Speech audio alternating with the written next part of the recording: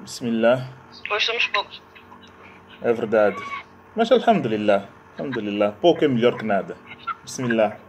بسم الله الرحمن Sim. الرحيم الحمد لله رب العالمين والصلاة والسلام على عباده الذين اصطفى اللهم صل على سيدنا محمد وعلى آله وصحابته أجمعين أما بعد فالسلام عليكم ورحمة الله وبركاته.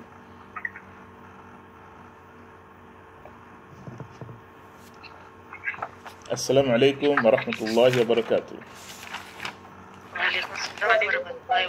Ok, bismillah. Então vamos dar continuidade. Hoje vamos falar sobre o último dos pequenos sinais. Eu na última aula disse que hoje iríamos iniciar os grandes sinais. Mas, na verdade, há mais um assunto a ser falado, há mais uma coisa a ser abordada, que é o assunto do Mahdi. O Mahdi é o último dos pequenos sinais. O Mahdi é o último dos pequenos sinais, podemos assim dizer. E o Mahdi, na verdade, é uma ponte entre os pequenos sinais e os grandes sinais, porque os grandes sinais começam a ocorrer enquanto ele ainda está vivo. O primeiro dos grandes sinais é o aparecimento do Dajjal. E depois do Dajjal vem Isa ibn Maryam, depois de Isa ibn Maryam já vem uma série de coisas que vão acontecer, Yajuj wa Majuj, etc, etc. E então, para terminarmos os pequenos sinais, esta parte da nossa série, temos que terminar com Al-Mahdi, ok? Então, Al-Mahdi é um homem, alhamdulillah, que está no caminho reto, que Allah subhanahu wa ta'ala vai inspirar, que Allah subhanahu wa ta'ala vai guiar e vai orientar para ele orientar o Ummah e tomar as rédeas do Ummah, inshallah. Então, vamos lá dar início a conhecer quem será o Mahdi. Ok, mas antes disso, tínhamos um assunto a falar da aula passada. Nancy, podes avançar, inshallah? Sim. Bom, foi-me dado um TPC que depois tive algumas dificuldades em perceber quem foi a mulher do profeta Muhammad que iria ser devolvida após o Nikah e pedi a permissão para poder trocar porque estava a ser difícil de conseguir essa informação. Sim. E a tarefa que me foi dada foi por saber que é Maria Al-Kitbia, isso? Qibtiya. Esta foi a última Qibtiya. Qibtiya. Muito difícil de complicar. Qibtiya. Qibtiya. Isso. Foi a última mulher do profeta Muhammad sallallahu alaihi wasallam. Foi enviada como escrava cristã, copta, por alguns, como presente do clã do Egito, não é?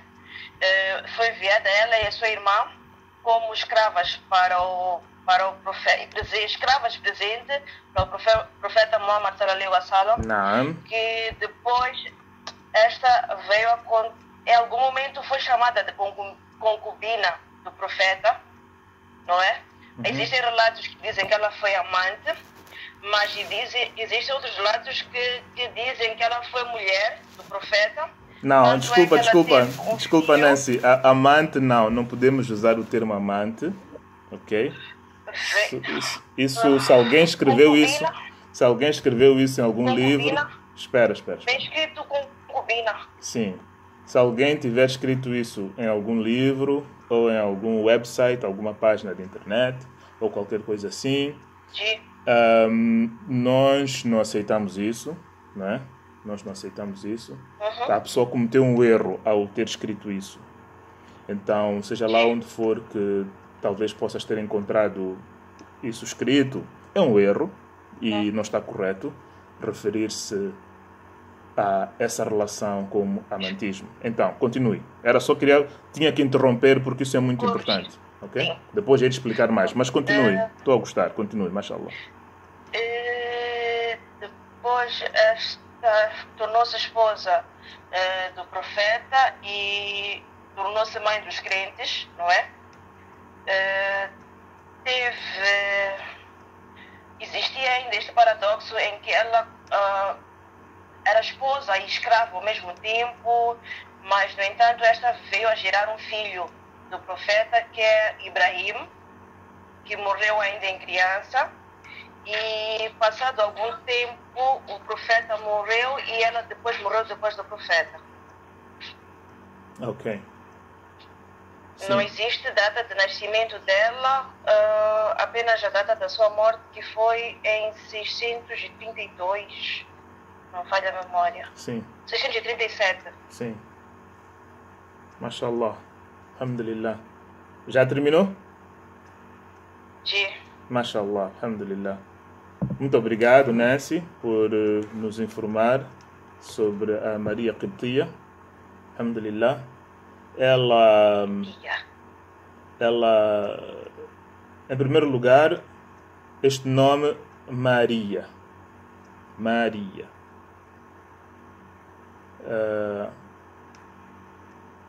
Conforme podem ver, é um nome muito comum entre os não muçulmanos. É um nome muito comum. Maria. Maria. Então, são poucas as pessoas que sabem que o nosso profeta teve uma mulher chamada Maria. Então, é perfeitamente normal um muçulmano dar o nome de Maria à sua filha. Ok? Primeira coisa. Ou Maria. Às vezes que escrevem como Maria, mas é o mesmo nome. Maria, Maria. Maria, sim, com H no fim ou no fim. Geralmente. Então, Aparece um H no fim. não devia aparecer um H no fim, na verdade. Não deveria, não. Porque em árabe não tem H no fim. Então, este é o primeiro ponto relevante. É um nome tão bonito, mashallah. E ela quando veio do Egito, ela não era muçulmana, mas ela abraçou o Islã antes de chegar em Medina. Antes mesmo de chegar em Medina, ela abraçou o Islã. Uma coisa muito bonita é que os Sahaba com quem ela veio para Medina, do Egito, que lhe acompanharam, um deles, esqueço o nome dele agora, porque não olhei para essa matéria, ele diz que quando a irmã dela chamava-se Sirin. A irmã dela, com quem ela veio, chamava-se Sirin. Exatamente, Sirin era o nome dela. Outro nome muito bonito também. Então, os Sahaba, quando souberam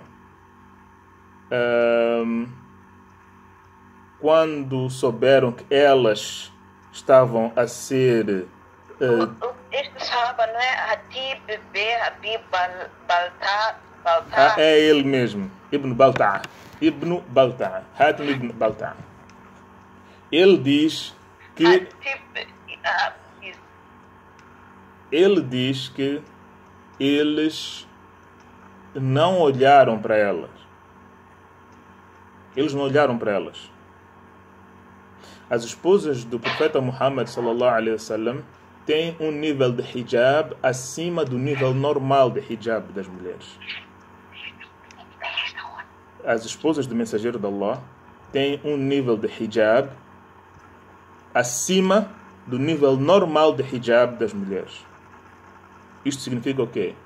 As mulheres normais que não são nossas mães, elas podem pôr o hijab normal da roupa delas e circularem à vontade. Mas as mulheres do profeta sallallahu alaihi wasallam, elas não podiam ser vistas por nenhum homem.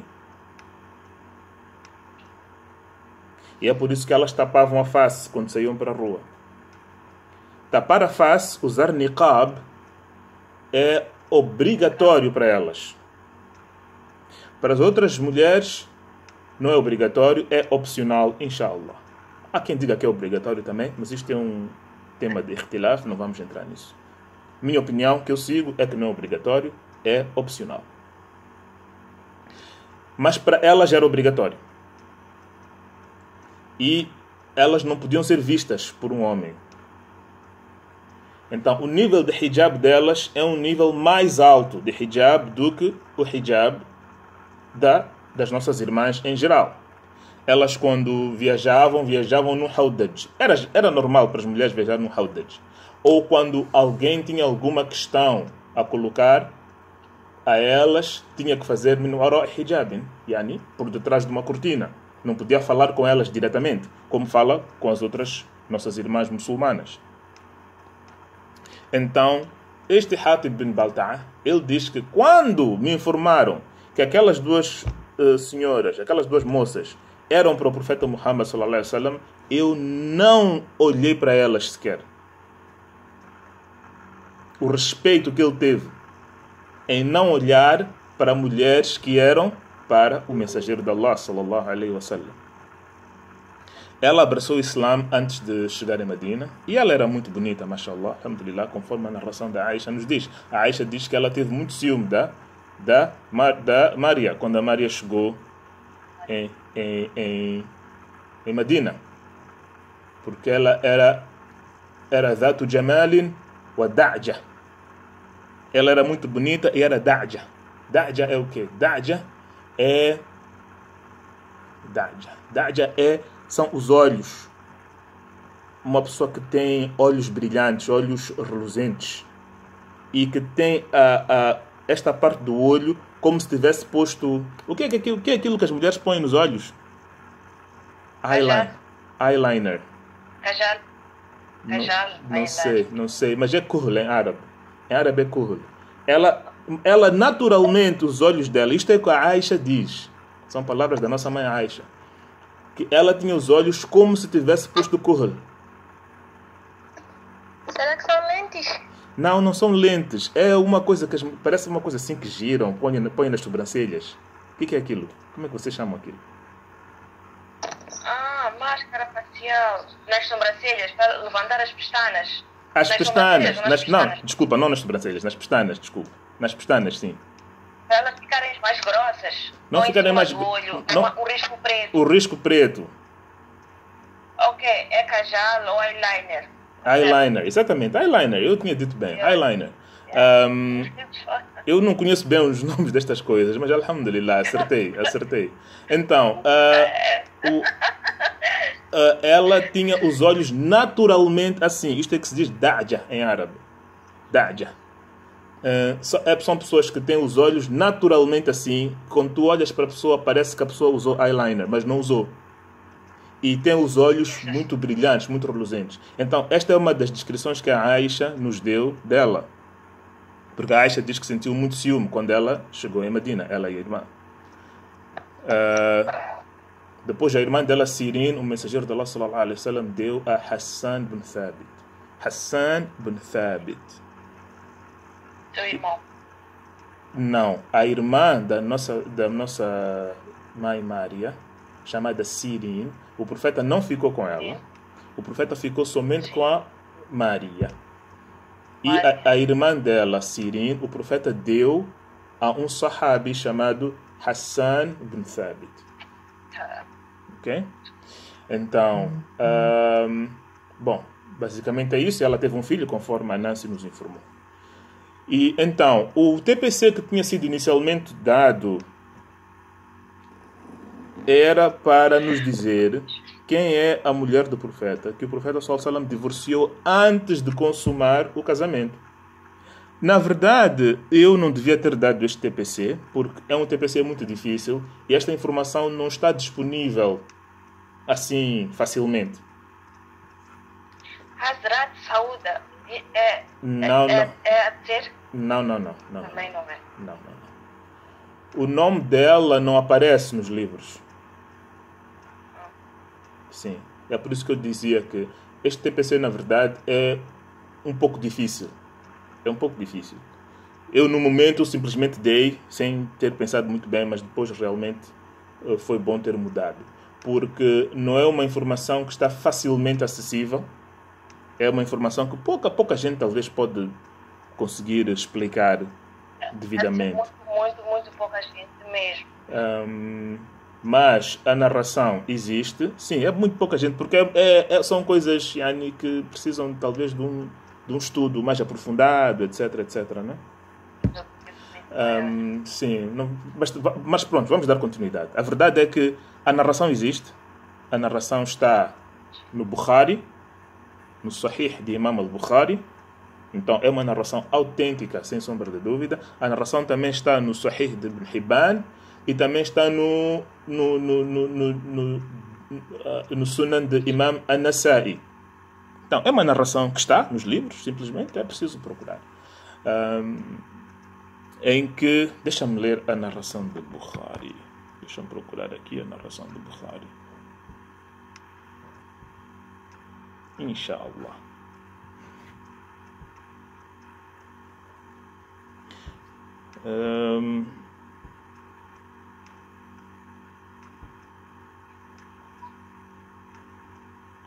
Então, na narração do Bukhari, e esta narração é da Aisha também, ele diz: Anna ibnat al-Jawn لما أدخلت على رسول الله صلى الله عليه وسلم ودنا منها قالت أعوذ بالله منك فقال لها لقد عذت بعظيم الحقي بأهلك الحقي بأهلك. Então, esta é a narração de Imam al-Bukhari, narração de Ibn Hibban e de ler daqui a pouco. Então, aqui na narração de Imam al-Bukhari, ele diz que Ibnat al-Jawn, Jawn é o nome da tribo dela. Ok? Jawn é uma tribo pequena, que não é uma tribo conhecida, não é uma das grandes tribos, é uma tribo sem muita expressão, que pertence a uma outra grande tribo. Portanto, é um clã, na verdade, de Banu Kilab. Banu Kilab é bem conhecido, é uma tribo grande.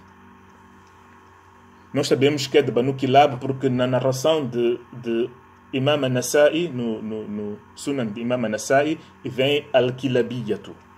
Vem? Al-Kilabiyya. Então nós sabemos que esta tribo Jawn pertence a Banu Kilab. O hadith não fala do nome dela. Existe mais uma outra senhora que também foi casada com Rasulullah sallallahu alaihi wasallam, que ele também divorciou sem ter consumado o casamento. E o hadith também não fala do nome dela, só diz Al-Ghifariya. Ela era de Banu Ghifar. Isto por quê? Porque os Sahaba queriam proteger a identidade destas senhoras. Os Sahaba queriam proteger a identidade delas. Como o relacionamento não correu bem logo no início, eles, quando falavam delas, não diziam o nome, só diziam da tribo X. Neste caso, Al-Ghifariya, conforme eu disse, e no caso vertente que estamos a discutir aqui, é Ibnatul Jawn, conforme Imam al-Bukhari escreveu na narração dele. Ibnatul Jawn, de Banu Jawn, só mais nada. Então, eles não abriam a identidade específica da pessoa para proteger a honra da pessoa, para não serem faladas: esta senhora foi divorciada por Rasulullah sallallahu alaihi wasallam, ou Rasulullah sallallahu alaihi wasallam não estava satisfeito com ela. Quer dizer, para se evitar falar muita coisa, eles, quando transmitiam este conhecimento, ocultavam o nome, por respeito a elas e respeito ao mensageiro de Allah também, sallallahu alaihi wasallam. Então, o nome dela nós não sabemos. Há alguns outros livros de outros ulama, livros terciários também mais, que não são comuns, que mencionam o nome dela como Amra bint Nu'man. Amra bint Nu'man. Este é o nome que aparece quando nós investigamos, é este nome que aparece. Inshallah, talvez está correto, talvez não está, mas é o nome que aparece. O pai dela chamava-se Nu'man, sem dúvida. Porque como é que o casamento ocorre? O casamento ocorre numa situação em que o pai dela, que era chefe da tribo de Jawn, ele foi ter com o mensageiro de Allah. Disse: Ya Rasulallah, casa com a minha filha. Casa com a minha filha. Casa com a minha filha. Tens tantas mulheres, por que não a minha filha? Quer dizer, eu também quero ter a honra de ser seu sogro, não é? E ele era um homem importante, era chefe da tribo dele. Ele disse ao mensageiro de Allah: casa com a minha filha. Casa com a minha filha. O mensageiro de Allah disse: tá bom, se for assim, eu aceito casar com ela. E quando ela foi trazida, né, para a casa dele, fez o nikah. O nikah foi feito, sem dúvida que o nikah foi feito. E, conforme eu disse na semana passada, quando estavam já na privacidade deles, ela disse: A'udhu billahi mink. Isto quer dizer o quê? Que Allah me proteja de ti. E o mensageiro de Allah disse: Laqad udhti bi'azimin. Udhti bi'azimin. Isto quer dizer o quê? Pediste a proteção de alguém muito grande, yani de Allah. Pediste a proteção de Allah, pediste a proteção, uma grande proteção. Podes então voltar para casa, volta para a tua família. Então foi assim como aconteceu. Ele divorciou a ela sem consumar o casamento. Ok? Agora, por que ela teria dito uma coisa dessas? Não vamos entrar nisso. Há opiniões que os ulama dão, etc. Mas não é o nosso tópico, não vamos entrar nisso, inshallah. A única coisa que vou vos explicar um pouco é o que acontece quando um homem divorcia-se da sua mulher sem ter consumado o casamento.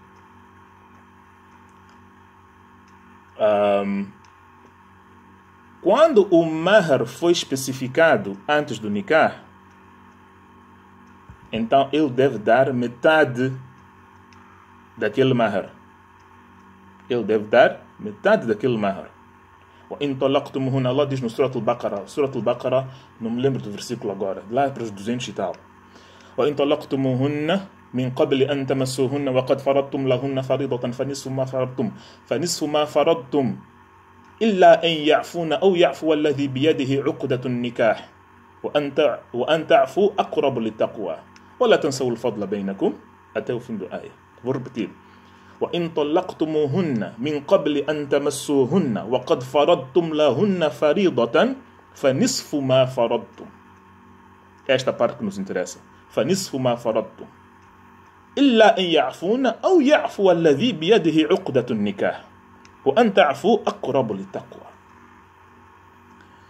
Então, quando o mahar já foi definido, ele deve dar metade, porque Allah disse: se vocês se divorciarem delas, nesta área que eu recitei, se vocês se divorciarem delas, min qabli an tamassuhunna, antes de tocarem nelas, wa qad faradtum lahunna faridatan, e já tiverem definido o valor do mahar, fa nisfu ma faradtum, então devem dar metade daquilo que foi definido, excepto se elas acharem que não é necessário. Se ela, a mulher, achar que não, ela não quer nada, você está a dar o divórcio sem ter acontecido nada, nenhum contacto físico entre vocês, ela achar que mesmo essa metade ela quer abdicar, então Allah diz que é bom, pode ser ou ela ou o wali dela. Alladhi biyadihi uqdatun nikah, aqui refere-se ao wali dela, o pai dela ou o representante dela, né? Se ele também achar que não é necessário levarmos essa metade, então ela vai assim mesmo, volta para casa. E Allah diz: wa anta'fu aqrabu litaqwa. Abdicar dessa metade é mais piedoso, yani é melhor, tem mais taqwa, é uma opção com mais taqwa. Se o mahar não tiver sido definido, quem é que está aqui agora? Se o mahar não tiver sido definido antes do casamento, porque isto também acontece às vezes as pessoas casam-se, tem que haver um mahar, sim, tem que haver um mahar, mas o que é o mahar que tu queres exatamente? Ainda não sei, vamos lá casar e eu depois vou te dizer. Ok? E fazem o nikah. Nessas circunstâncias, a maior parte dos álimos dizem que nesta situação o mahar automaticamente passa a ser o mahar que é considerado o mahar comum daquela sociedade, do urf naquela sociedade. Automaticamente passa a ser esse, se ela não chega a definir.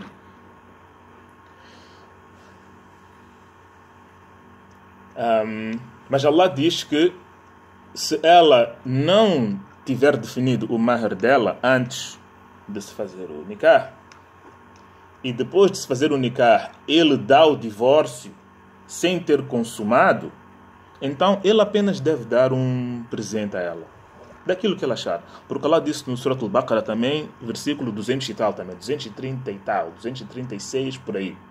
Allah disse: La junaha alaykum in talaqtum an-nisa am lam tamassuhun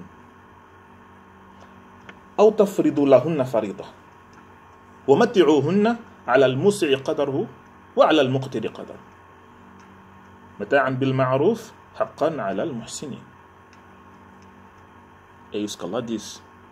Allah disse: não há mal nenhum, não é pecado vocês se divorciarem das mulheres antes de as terem tocado, yani antes de ter havido contacto físico. Não há mal nenhum nisso, isso não é pecado. Ok? La junaha alaykum. E se isso tiver acontecido antes de terem definido um mahar para ela, então, وَمَتِّعُوهُنَّ, vocês devem fazê-las um agrado. Devem fazê-las um agrado. Devem dar alguma coisa. Devem oferecer um presente a elas. عَلَى الْمُوسِعِ قَدَرُهُ وَعَلَى الْمُقْتِرِ قَدَرُهُ. Aquele que tem muita posse deve dar de acordo com a sua posse. Subhanallah, houve aqui uma chamada que interrompeu o nosso broadcast. La ilaha illallah. ولا نعبد إلا إياه مخلصين له الدين ولو كره الكافرون. Inshallah, acho que estamos de volta.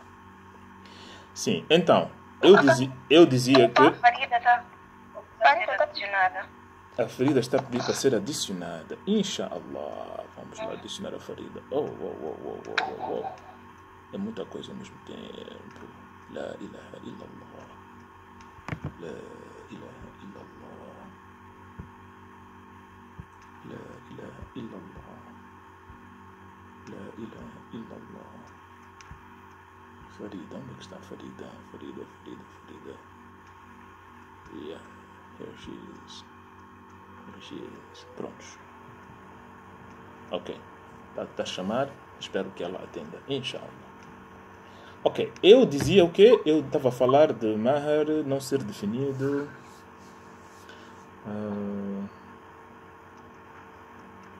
Se o homem tiver posses e... sim. على الموسع قدره وعلى المقتر قدره. متاعا بالمعروف حقا على المحسنين. Então, este ayah está no Surat al-Baqarah 230 e tal, 236 acho. Em que Allah diz que se não tiver sido definido o mahar, então devem dar aquilo que vocês conseguirem dar. Quem tem muita posse, dá de acordo com a sua posse. E quem não tem muita posse, dá aquilo que ele conseguir dar. Ok? Por quê? Porque o mahar não foi definido. Onde o mahar já tinha sido definido, Allah disse, devem dar metade. Islam é a coisa mais bonita que existe. Mashallah. Nós é que não damos os devidos direitos à nossa religião, de estudarmos e aprendermos. Então, é assim. Não se deve simplesmente, só porque você não consumou o matrimônio, você manda ela embora assim de qualquer maneira. Allah não quer isso. Allah quer que a gente faça um agrado a ela, porque a opção foi tua como homem. Tu é que decidiste dar o divórcio. Nos casos em que ela é que pede, por exemplo, no caso em que uma mulher casa com um homem, faz-se o nikah e eles entram na privacidade e ela recusa-se, não é? Recusa-se a ter intimidade com ele ou pede o divórcio, aí não há nenhum mahar a dar a ela. Porque isto é como se fosse um khulá, na verdade. Ok, mas estamos a falar de nikah, o nosso assunto não é nikah. Vamos lá ao que nos interessa. Alguém tem alguma pergunta sobre o que eu disse até agora? Não. Ok, very good. Vamos lá falar do Mahdi, então. E já consumimos metade da nossa aula a falar de nikah. Inshallah, haverá tempo para falarmos de nikah. Vamos estudar o fiqh de nikah. Apesar de que não é uma prioridade, esse tipo de questões, esse tipo de assunto de divórcio, casamento, quando acontece, mahar, devolver mahar, ou porque às vezes os maridos dão o mahar, mas depois lá dentro do casamento pedem emprestado aquele dinheiro, ela empresta o dinheiro ao marido, etc. Este tipo de casos, quando acontecem, é melhor consultar um mufti. É melhor consultar um mufti. Um alim de verdade, um alim rabbani, um alim que tem muita experiência de lidar com este tipo de casos. Não devem perguntar a um misquinho, assim como eu. Porque teoricamente a gente até pode saber as coisas, mas na prática, quando acontecem estes casos, há sempre muitas outras coisas à volta disso. Há sempre muitos outros detalhes, né, que estão à volta daquilo, que realmente é preciso um mufti, uma pessoa que tem capacidade de dar fatwa para aconselhar nesse tipo de casos. Ok? Eu simplesmente vos posso transmitir a teoria, mas na prática é preciso uma pessoa com experiência deste tipo de casos. Porque são coisas sensíveis, tem a ver com famílias, tem a ver com sentimentos, emoções, né? Amor, paixão, atração entre homem e mulher, mágoas, quer dizer, ele pode ficar magoado ou ela pode ficar magoada, tem a ver com muita coisa. E às vezes as pessoas escondem informação, não é? Quando vão consultar o alim, não dizem tudo, só fazem queixas do parceiro, mas as falhas que ele cometeu não abrem. É preciso depois mandar chamar outra pessoa para descobrir que afinal aquele primeiro queixoso não estava a dar toda a informação, etc, etc, etc, etc. São coisas muito sérias que devem ser tratadas com muito cuidado, com muita seriedade. Inshallah. Ok, Al-Mahdi. Eu não sei quem já ouviu falar do Mahdi aqui. O Mahdi é uma figura muito importante na nossa religião. É uma figura que é falada, talvez não o suficiente, talvez quem possa não ter ouvido falar do Mahdi. Perdão.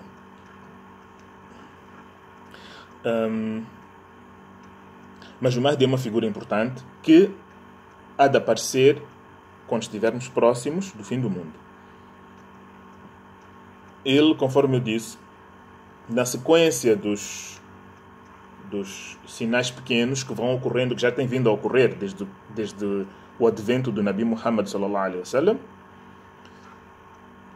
muitos desses sinais já foram vistos, já foram identificados, já aconteceram, e alguns poucos ainda não. Por exemplo, o Nabi sallallahu alaihi wasallam, um dos sinais pequenos, o Nabi disse que لا تقوم الساعة حتى تعود أرض العرب مروجا وأنهارا أو كما قال عليه الصلاة والسلام. Não tenho a narração à minha frente. O mensageiro de Allah sallallahu alaihi wasallam disse que o Qiyamah não vai acontecer até que a terra dos árabes volte a ser rios e fontes de água a correrem. A palavra importante aqui é que volte a ser. Nabi Muhammad sallallahu alaihi wasallam. Nós hoje sabemos, com a ciência que nós temos, que os desertos,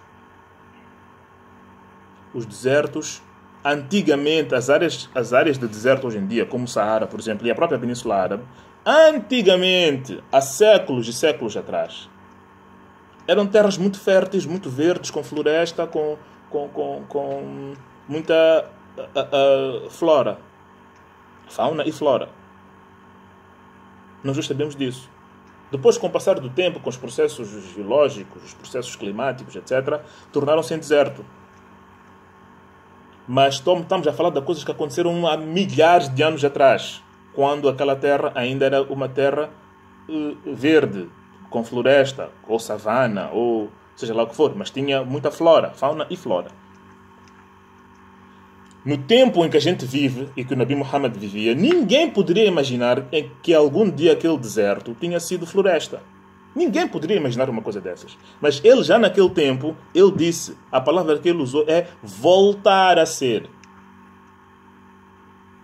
O dia de Qiyamah não vai acontecer até que a terra dos árabes, hatta ta'uda ardul arab murujan wa anhara. Inshallah, a referência do hadith é de vos dar, não tenho a referência agora. Lembrei-me apenas desse hadith. E nós não estudamos o hadith durante as nossas sessões, este em particular. O mensageiro de Allah disse isso. Nós hoje estamos a ver o que está acontecendo naquelas terras, o desenvolvimento que eles têm. Uma pessoa vai para Dubai, vai para Abu Dhabi, vai para Riyadh, vai para Jeddah, até Meca e Medina. Já há ali uma abundância de coisas, jardins, árvores de todo tipo, fruto de todo tipo. Não é? E há uma abundância de água. Já há repuxos, piscinas, já há ribeiros a correr artificiais, não é? Artificiais. Pode ser que o mensageiro de Allah estivesse a referir-se a isso. A estes rios artificiais que já existem. já existem. Fontenárias muito bonitas, não é? Com todo tipo de detalhe, arquitetura. Até nos masjids a gente encontra fontenárias muito lindas, com água e todo tipo de iluminação, etc. Será que o mensageiro de Allah estava a se referir a isto, Yani? Não rios naturais, mas rios artificiais? Porque ele disse até que a terra dos árabes volte a ser. Então, nesta sequência toda dos sinais pequenos que o mensageiro de Allah nos informou, o último dos sinais pequenos é o aparecimento do Mahdi. É o aparecimento do Mahdi. E o Mahdi é a ponte entre os sinais pequenos e o início dos sinais grandes. E quando os sinais grandes começarem a acontecer, conforme nós vimos da outra vez, o mensageiro de Allah disse que há de vir um atrás do outro, como se fossem miçangas a sair de um colar. Por exemplo, um colar de miçangas quando se parte, né? Quando o fio é partido ou rompido, aquelas miçangas começam a cair uma atrás da outra, né? O mensageiro de Allah disse que os sinais grandes vão ser assim, quando começarem a acontecer. Basta acontecer o primeiro, os outros vêm em sequência muito rapidamente. E o Mahdi é a ponte entre a sequência dos sinais pequenos e os sinais grandes. O primeiro dos sinais grandes é o aparecimento do Dajjal. O Dajjal vai aparecer enquanto o Mahdi está em vida, conforme nós vamos ver. Número 1. Mahdi não é nome dele. Mahdi não é nome dele. Mahdi é um título que será dado a ele. É um título que será dado a ele. Mahdi significa bem orientado, bem guiado. Uma pessoa que está no caminho reto. E o nome dele será o mesmo nome que o nome do nosso Nabi, sallallahu alaihi wasallam. Porque o Nabi disse que Allah há de enviar um homem cujo nome é o meu nome. E o nome do pai dele é o nome do meu pai. Então, ele será chamado Muhammad ibn Abdillah. Esse será o nome dele. Mas ele será depois chamado de Mahdi, quando as pessoas lhe derem o Bay'ah, o juramento de fidelidade. Será chamado de Mahdi. Então, esta é a primeira coisa a sabermos para podermos identificar a ele. No Coran, nós não temos nenhuma informação sobre o Mahdi. Atenção. No Coran não tem nada sobre o Mahdi. Não há nenhum versículo do Coran que fala direta ou indiretamente dele. Toda a informação que nós temos sobre o Mahdi tivemos através das narrações do mensageiro de Allah, sallallahu alaihi wasallam. Os hadiths é que nos ensinam sobre o Mahdi. E existem acima de 20 narrações autênticas sobre o Mahdi. Acima de 20 narrações autênticas com isnads diferentes. Isnad é corrente de transmissão, com correntes de transmissão diferentes. Ok? Alguns destes hadiths estão em Bukhari e Muslim e outros estão nos outros livros de hadith. Abu Dawood tem muito. Abu Dawood até tem um capítulo dedicado ao Mahdi. Abu Dawood tem um capítulo do Mahdi. Ok? Bukhari e Muslim não. Bukhari e Muslim tem algumas narrações. Agora, a diferença qual é?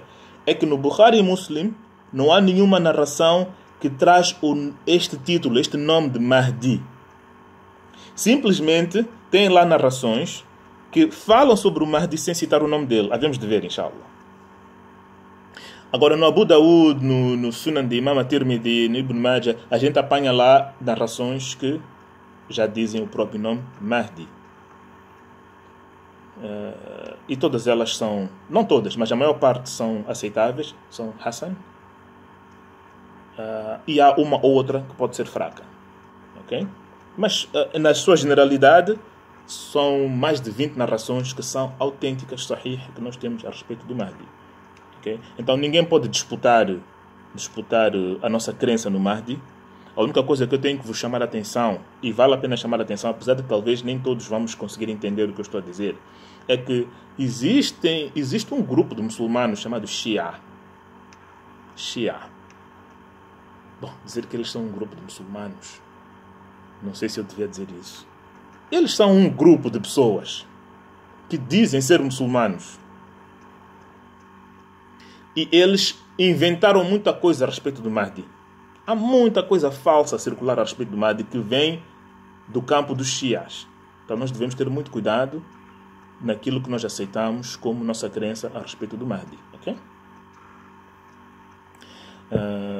Eles inventaram muita coisa sobre este assunto, mas as narrações estão claras.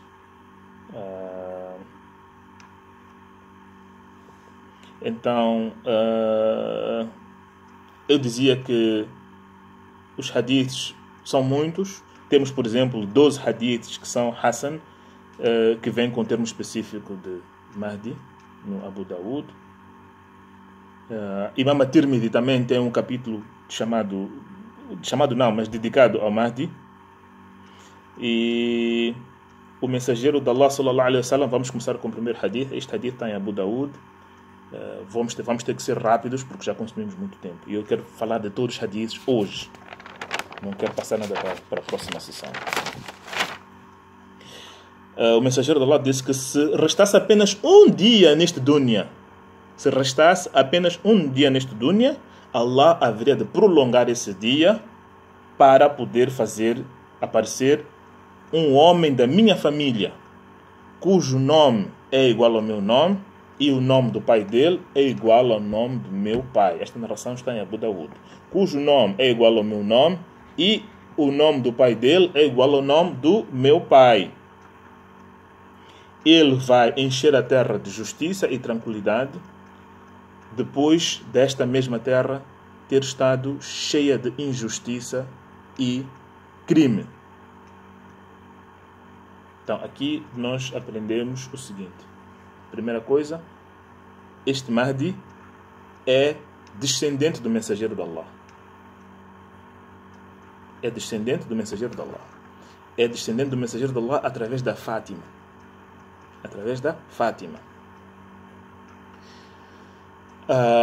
Qual dos filhos da Fátima? Os ulama dizem que é o Hassan. A Fátima, radiallahu anha, teve 2 filhos famosos. Teve mais do que 2, ok? Mas os 2 famosos que toda a gente conhece é Hassan e Hussein. Okay?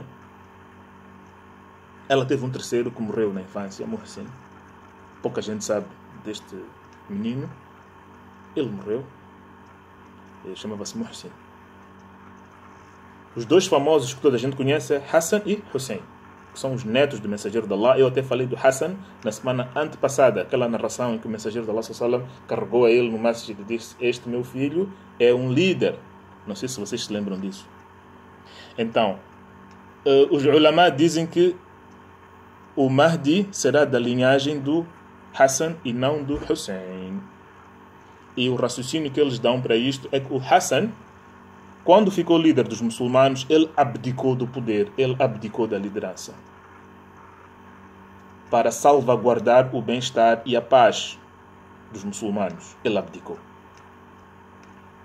Ao passo que o irmão dele, Hussein, mais tarde, ele procurou ser líder dos muçulmanos.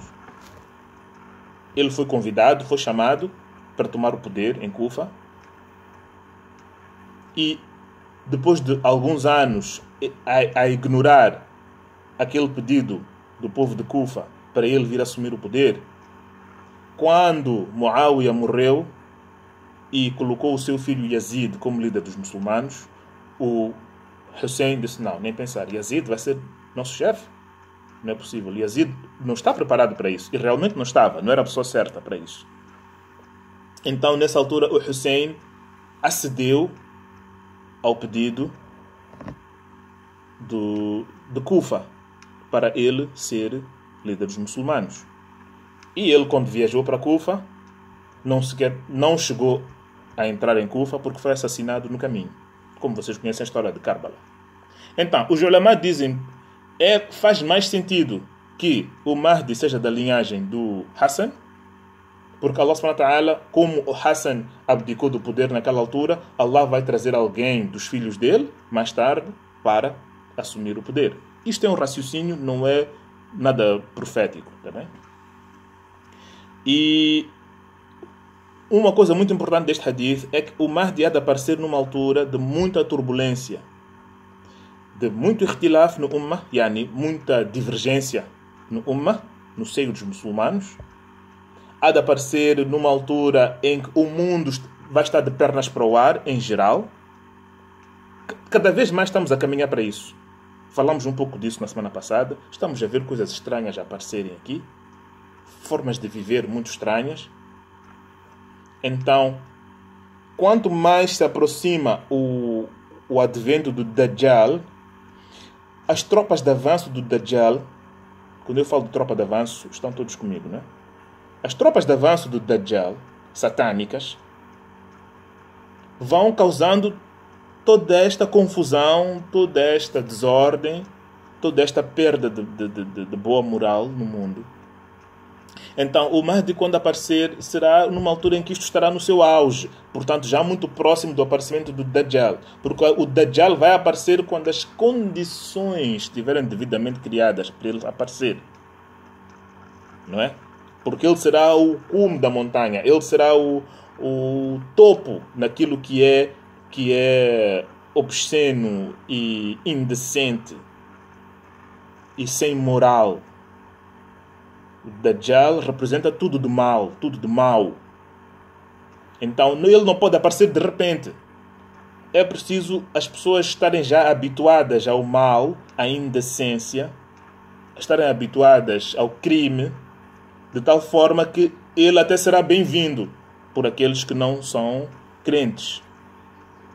Então, o propósito do aparecimento do Mahdi é que nessa altura será necessário o campo dos crentes estar bem definido.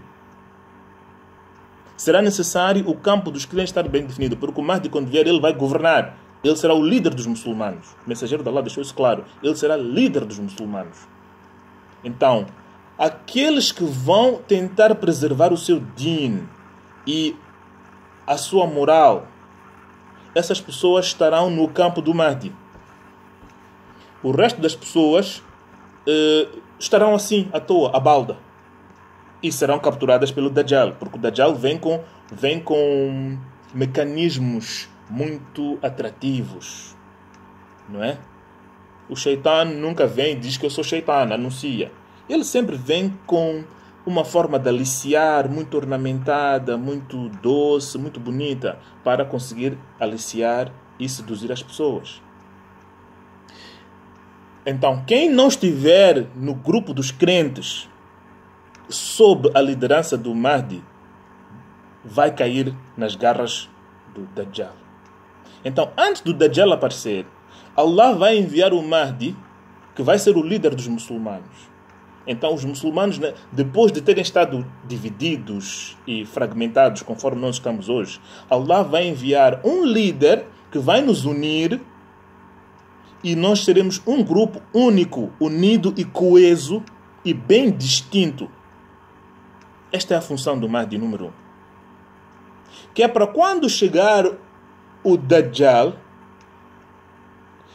não haver confusão ou dúvida em relação a quem são os crentes que tentaram se agarrar no Islã e no seu din e na sua fé, e quem são aqueles que se deixaram abertos e vulneráveis às tentações do Dajjal. Ok? Isto é o mais importante que vocês têm que captar desta aula. É que nós temos que ensinar aos nossos filhos, para eles, por sua vez, ensinarem aos seus filhos. Temos que transmitir o din para protegermos a nossa descendência. Que é para no dia que estas coisas acontecerem, eles saberem exatamente de que lado é que eles têm que estar. Ok? Outro hadith de Abu Daud, mas eu já tinha falado, é que o Nabi disse que o Mahdi será descendente dele, da linhagem da Fátima. Então, este é o segundo hadith. Eu, na verdade, já mencionei. Vamos ao terceiro. O Nabi sallallahu alaihi wasallam deu-nos uma descrição física do Mahdi. O hadith também está em Abu Daud. Ele disse que o Mahdi terá uma testa grande e um nariz comprido e pontiagudo. Um nariz comprido e pontiagudo. E terá uma testa grande. Será uma pessoa com uma grande testa. É uma descrição física que ele deu. Os maneirismos do Mahdi serão muito parecidos com os maneirismos do mensageiro de Allah. Mas a aparência física, não. Okay? A aparência física, não será como o do Nabi, sallallahu alaihi wasallam. O Nabi é único nisso. Simplesmente o neto dele, Hassan, é que era muito parecido com ele. Hassan, o neto dele, era muito parecido com o avô, sallallahu alaihi wasallam. E a filha dele, Fátima, a filha dele andava como ele. As pessoas, quando viam a Fátima andar, diziam que parece que estamos a ver o teu pai andar.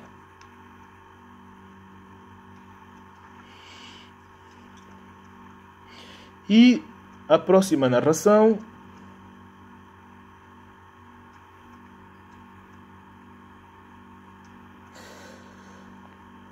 também é Abu Dawood. O profeta sallallahu alaihi wasallam disse que a terra estará cheia de injustiça quando o Mahdi aparecer, e ele há de vir preenchê-la de justiça e tranquilidade, conforme nós já vimos. Então, durante o tempo que ele for a reinar, ou a governar, ou a assumir a liderança dos muçulmanos, ele vai governar com justiça, com honra, com dignidade. E há uma narração, vamos ver mais à frente, que diz que ele vai governar durante 7 anos. Ok? Durante 7 anos.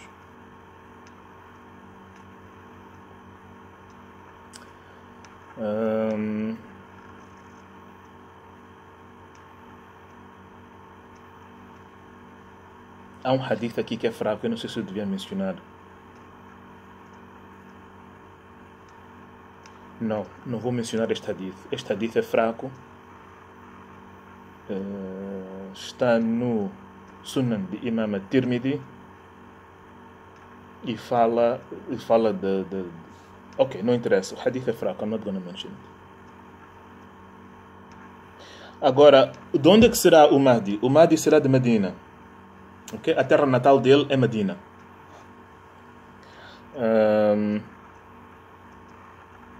Mas antes de falarmos disso, há um outro hadith em que o mensageiro de Allah sallallahu alaihi wasallam disse que yuslihahu Allahu fi layla. Yuslihahu Allahu fi laylatin. Yani, o Mahdi, Allah vai lhe inspirar, vai lhe orientar, yani, vai lhe... Qual é a palavra que eu estou à procura? Allah vai mudar a vida dele numa única noite. Isto quer dizer o quê? Ele não sabe que ele é Mahdi. Ele, durante a juventude dele, ele vai ter uma vida normal. E nem sequer vai ser uma pessoa muito ligada ao Din. Vai ser um muçulmano perfeitamente normal. Faz 5 salás por dia, faz jejum no Ramadã, etc, etc. Mas não tem nada de especial a respeito dele. Até que numa determinada noite, Allah vai lhe transformar. É o que o Nabi disse. Yuslihu Allahu fi laylatin. Numa única noite. E há um outro hadith que diz que ele vai sair de Medina, a terra natal dele é Medina, e ele vai para Meca. Ele vai fugir para Meca. Por que? A gente não sabe, mas vamos ver a seguir. Por causa de alguma circunstância que nós não sabemos. E quando ele chegar em Meca, no Haram, as pessoas vão ir ter com ele e vão lhe fazer o juramento de fidelidade, que tu é que vais ser o nosso líder. E ele vai recusar, vai dizer, não, eu não estou preparado para isso, eu não sou essa pessoa. E as pessoas vão insistir com ele, não, és tu. E ele vai recusar, vai tentar recusar, até que vai eventualmente aceitar. O Mahdi não se declara como Mahdi. Muita atenção, qualquer pessoa que apareça a dizer que ele é o Mahdi é um mentiroso. Já houveram alguns que tentaram. Na nossa história, temos que ir ver a nossa história islâmica. Já houveram alguns impostores, malandros, mentirosos, que se auto-intitularam e autodeclararam-se o Mahdi. Mas Allah subhanahu wa ta'ala depois mostrou que eles eram mentirosos. Porque o Mahdi não se declara. Há vários grupos que andam por aí a reivindicarem seja lá o que for. Temos um grupo em Cabo Delgado, mentiroso, criminoso, que dizem ser muçulmanos e dizem que querem o bem do Islã, dizem que querem o bem dos moçambicanos. Quer dizer, sempre aparecem grupos com slogans religiosos a tentarem enganar as pessoas e a tentarem recrutar as pessoas. O que nos vai proteger desses grupos é o conhecimento. É nós procurarmos conhecimento. Porque esses que eu disse que apareceram na nossa história a dizerem que eles são o Mahdi, houve quem acreditou e caiu na cilada deles. E seguiram a eles. E acabaram todos mal.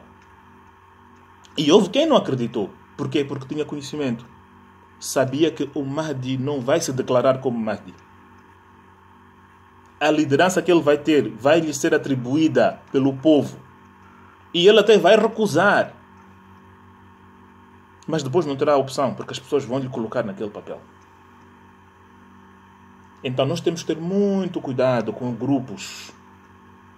Eu sou deste grupo, eu sou daquele grupo, etc, etc. Há alguns grupos que são bons, que nos incentivam a estudar o Din, a praticar o Din e a fazer o bem em geral. Mas quando aparecem grupos onde há uma figura, há uma pessoa que é tida como santa, ou é tida como,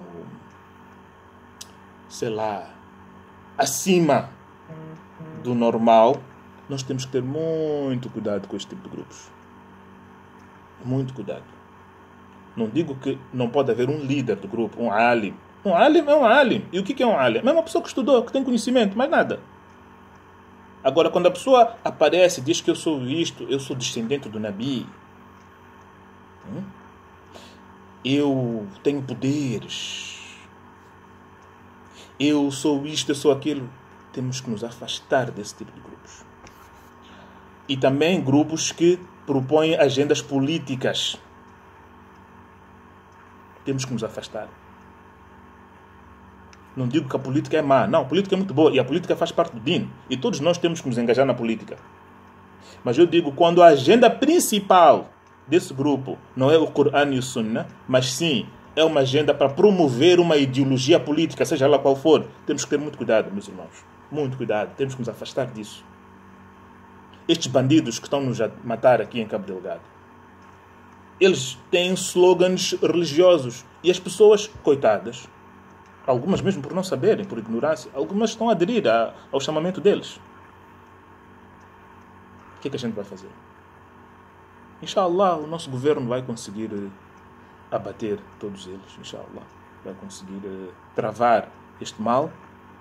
A gente faz dua para que Allah subhanahu wa ta'ala alivie os nossos irmãos em Cabo Delgado. Fazemos dua para que Allah subhanahu wa ta'ala resolva este problema aqui em Moçambique da melhor forma, com o melhor desfecho, inshallah.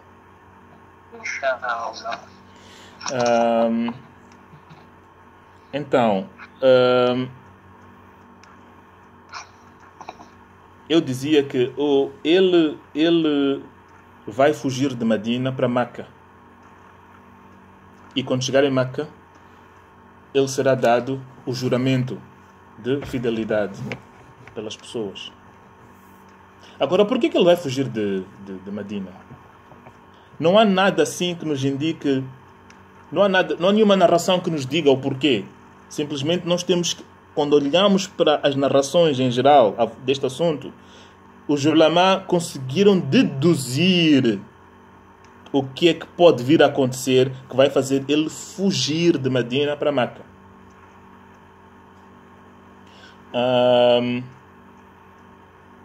Quando ele for inspirado, quando ele for retificado por Allah nessa noite, porque o Nabi disse que será uma única noite, ele terá uma vida perfeitamente normal, sem ondas nenhumas, como um muçulmano perfeitamente normal, sem nada de especial. Até que numa determinada noite Allah vai lhe inspirar, Allah vai lhe dar força, posso assim dizer, vai lhe purificar. Então, entende-se que quando isso acontecer, ele há de começar a ter pronunciamentos e atitudes em público que não vão agradar aos líderes ou aos políticos desse tempo. Porque conforme nós vimos, o Nabi disse que ele há de aparecer num tempo de muita turbulência, de muito crime, de muita divergência, de muita corrupção. Então, uma pessoa a quem Allah dá inspiração, a quem Allah purifica, aquela pessoa não vai se sentir bem num ambiente desses. Então, o que os ulama dizem é que ele provavelmente há de começar a pronunciar-se contra aquilo que ele está a ver na sociedade em que ele estará a viver. Porque será uma sociedade, conforme o Nabi disse, cheia de problemas. E os políticos não gostam disso. Os chefes, os patrões, não gostam, de quem se pronuncia publicamente contra os males da sociedade. Quando essa pessoa se pronuncia de forma aberta, porque muitas vezes alguns desses males, não digo todos, mas alguns deles, às vezes têm a mão de alguém por detrás. São coisas que eles sabem, mas deles deixam andar porque é conveniente para eles de alguma forma. Muitas vezes esse é o caso. Então, quando aparece alguém a começar a falar, os políticos não vão gostar. Os patrões. E provavelmente vão querer lhe prender. E é por isso que ele foge para Meca. Nós já vemos de ver num outro hadith aqui porque existe esta teoria. Daqui a dois hadiths, daqui a um ou dois hadiths, vamos perceber porque os ulama tiveram esta teoria. Ele vai fugir para Meca. Por que Meca? Porque Meca é um território sagrado no nosso din, no nosso sharia. Meca é um território وَمَنْ دَخَلَهُ كَانَ آمِنًا. Quem entra no território de Meca está salvaguardado, está a salvo, está seguro. Não se pode matar em Meca. Não se pode cometer nenhum crime em Meca. Mesmo que a pessoa tenha cometido um crime fora do recinto de Meca, quando ele entra em Meca está protegido. É preciso haverem provas concretas contra aquela pessoa para poder levar a pessoa em Meca. Okay? Fora disso, as pessoas quando estão a ser perseguidas por alguém, quando estão a ser procuradas, Meca é o refúgio. É uma terra de refúgio. Para os muçulmanos. Historicamente temos visto vários incidentes desses. Vários incidentes de pessoas que vão se refugiar em Meca. Tem alguém a perseguir a eles. Outros até cometeram um crime. E eles fogem e basta entrarem em Meca, não podem ser tocados. Quanto mais uma pessoa que não cometeu nenhum crime. É por isso que ele escolheu Meca. Ok? E ele vai fugir para Meca sozinho, sem nenhum exército. Diferentemente desses que se auto-intitulam, que se declaram como Mahdis, ou como líderes, ou como pessoas santas, ou, Ele não vai estar à procura de ter protagonismo, ou de ter seguidores, ou de estar no Facebook com 500 mil amizades, e seguido por não sei quantos, não sei o que, no Insta. Não. Será uma pessoa perfeitamente simples.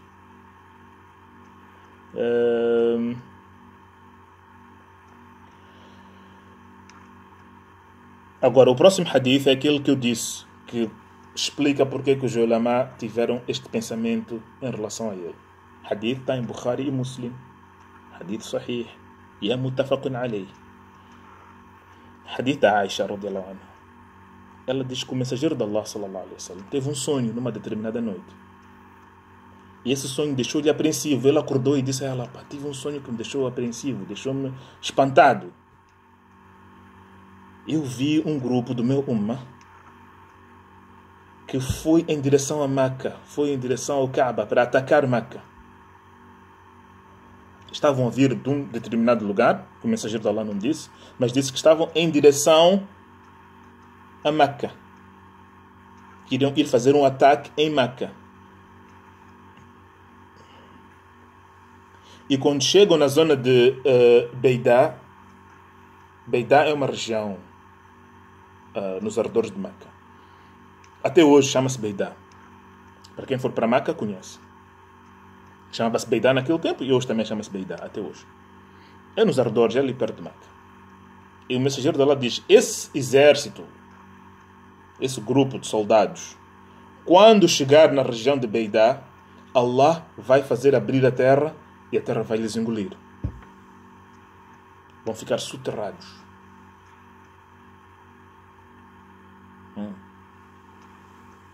A terra vai se abrir e eles vão ser engolidos pela terra. É um castigo de Allah. Então o mensageiro de Allah ficou apreensivo. Por que isto lhe deixaria apreensivo? Porque ele era mensageiro de Allah, ele estava a viver naquele tempo, ele estava a ver e ele estava a pensar, mas por que pessoas que são muçulmanas, por que um grupo do meu Ummah vai querer atacar Meca? Isto deixa a pessoa realmente estranho, não é? É estranho. É perfeitamente... A gente entende porque que isto lhe deixou apreensivo. Sallallahu alaihi wasallam.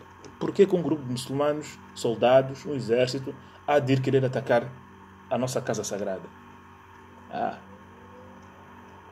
Então, os ulama explicam que isto entende-se na sequência do hadith anterior.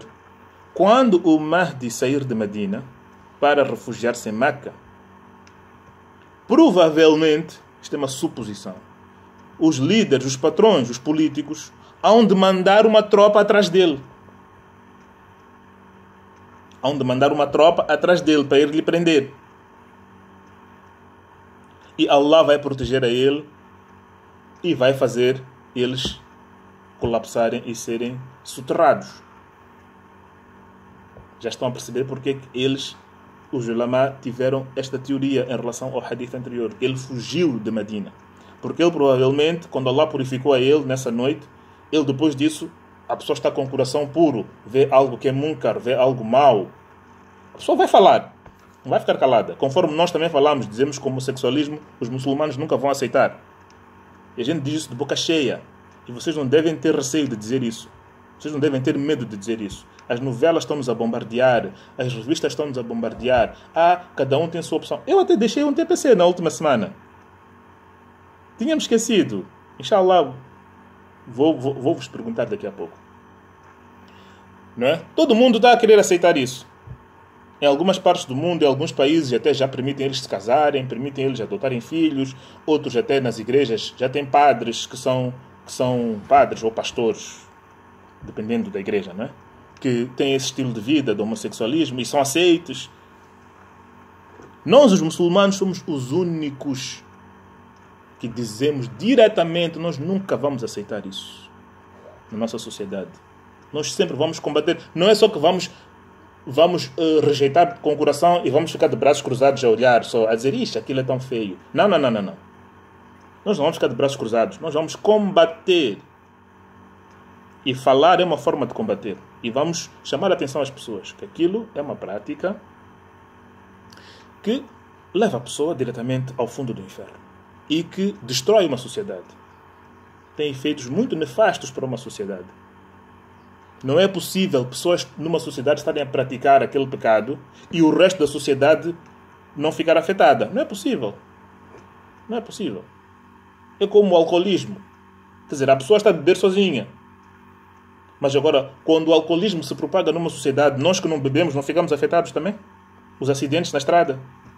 As mulheres a levarem porrada em casa com maridos bêbados.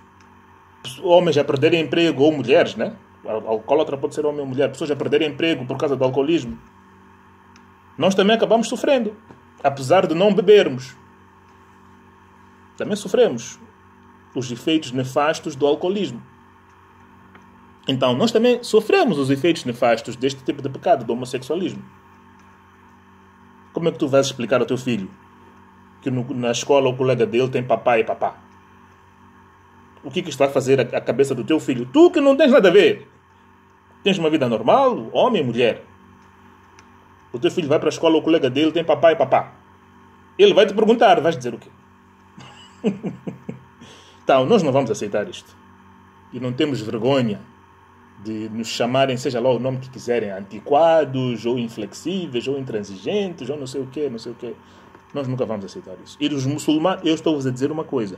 Os muçulmanos são os únicos que até hoje dizem diretamente. Os outros todos grupos, sejam grupos de outras religiões, não vou falar de nenhuma religião específica, né? Porque não tenho nada contra ninguém. Simplesmente estou a falar uma verdade. Todos eles já aceitaram o homossexualismo. Direto ou indiretamente. Ou passivamente.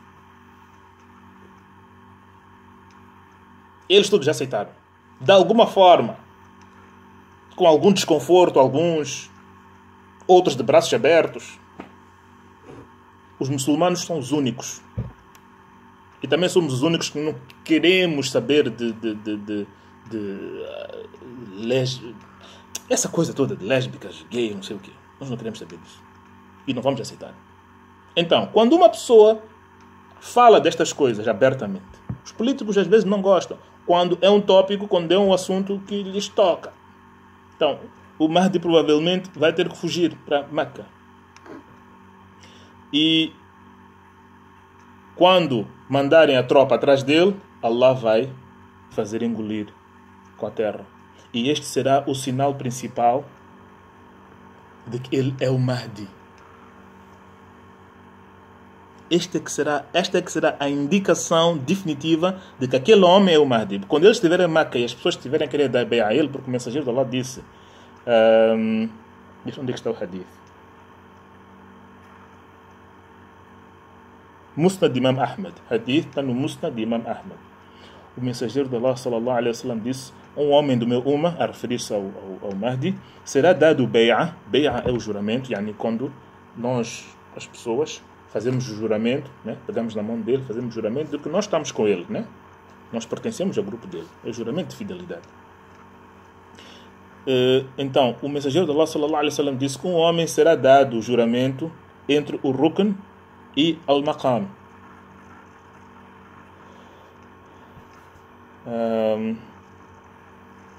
Rukn aqui não é Rukn al-Yamani, é a pedra preta, né? Vocês sabem que o Kaaba tem 4 lados e aqueles vértices, né?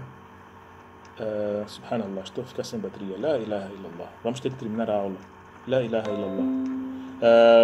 Anyway, o mensageiro de Allah sallallahu alaihi wasallam disse que ele será dado bai'a ali entre o Kaaba e o Maqam Ibrahim, ok?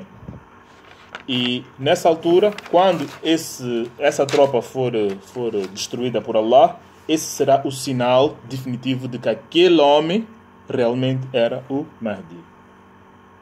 O Mahdi será o líder único dos muçulmanos.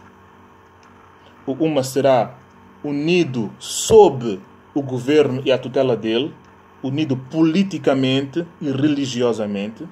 Sempre haverão divergências no Ummah, mas politicamente voltaremos a ser uma nação única. E ele será o nosso Khalifa, inshallah. E o mensageiro de Allah, outra descrição que deu dele é que o mensageiro de Allah disse, isto está no Sahih Muslim, é Sahih, disse que perto do fim do mundo vocês terão um Khalifa, terão um líder que vai distribuir dinheiro entre os pobres, sem contar sequer o dinheiro. Ele vai encher os bolsos das pessoas, dos pobres. Ele vai distribuir o dinheiro. Por exemplo, estamos a ver aqui, não é? Porque uma das coisas que muitas vezes falha em alguns países é que o dinheiro que está nas mãos do governo não é bem utilizado. Não é bem utilizado. Às vezes, em alguns países, os líderes não fazem aquele dinheiro chegar às pessoas que merecem aquele dinheiro, os pobres. Isto às vezes acontece em alguns países. Então, o Mahdi, uma das descrições que o mensageiro de Allah deu dele, uma das descrições que será muito distinta e visível nele, será que ele vai distribuir dinheiro. E o mensageiro de Allah disse que ele vai distribuir sem contar. Ok? Há uma outra narração que não está aqui nos meus apontamentos, mas lembrei-me agora. Há uma outra narração em que o Mahdi diz que, não sei onde é que está, inshallah, e depois no grupo. O mensageiro de Allah diz que ele, uma dessas vezes, há de estar perante uma multidão de pessoas e ele vai dizer: há alguém que precisa de receber dinheiro? E toda a gente vai ficar calada. Isto quer dizer o quê? Que as pessoas estão satisfeitas. Excepto um homem que vai se levantar e vai dizer: eu preciso de receber dinheiro. E o Mahdi vai dizer a ele: olha, vai ter com o financiador, vai ter com o financeiro, desculpa, não financiador, com o financeiro, e é com o Ministério das Finanças, seja lá o sistema que cada ver na altura, o qual será o ministério ou departamento que vai fazer essa distribuição. O Mahdi vai dizer: vai ter com ele e diga que o Mahdi mandou ele dar-te dinheiro. Então esse homem há de ir vai chegar lá e vai dizer, olha, o Mahdi deu instruções para que eu receba algum apoio financeiro. E o homem responsável, a narração diz que vai despejar dinheiro por cima dele. Vai lhe encher os bolsos de dinheiro. E aquele senhor que foi lá receber o dinheiro, depois de receber aquele dinheiro, quando ele já está a ir embora, ele vai se arrepender daquilo. Vai dizer, Ya Allah, no Ummah do Muhammad, eu fui o mais ganancioso. Fui o mais ganancioso. Não houve mais ninguém que se levantou para pedir. E eu fui o único que teve coragem de pedir. La ilaha illallah. Então ele há de voltar para devolver aquele dinheiro, mas o dinheiro não será aceito. Porque o Mahdi vai mandar dizer que não, nós não recebemos dinheiro de volta quando damos às pessoas. Continuando, já dissemos que o Mahdi vai governar durante 7 anos.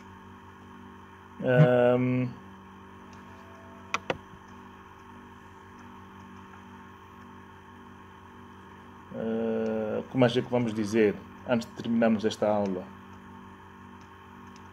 Pronto, inshallah, vamos parar por aqui. O tempo também já se esgotou. O resto vamos ver na próxima semana. Já vamos começar a falar do Dajjal. Então, quando começarmos a falar do Dajjal, inshallah, havemos de ver poucos aspectos que restaram aqui. Mas a essência do assunto eu já vos transmiti. Não sei se alguém tem alguma pergunta antes de concluirmos.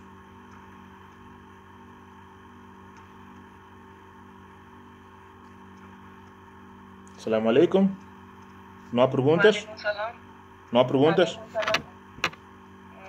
Não. Ok. MashaAllah. Alhamdulillah. Então, هذا وصلى الله على سيدنا محمد وعلى آله وصحبه وبارك وسلم. السلام عليكم ورحمة الله وبركاته.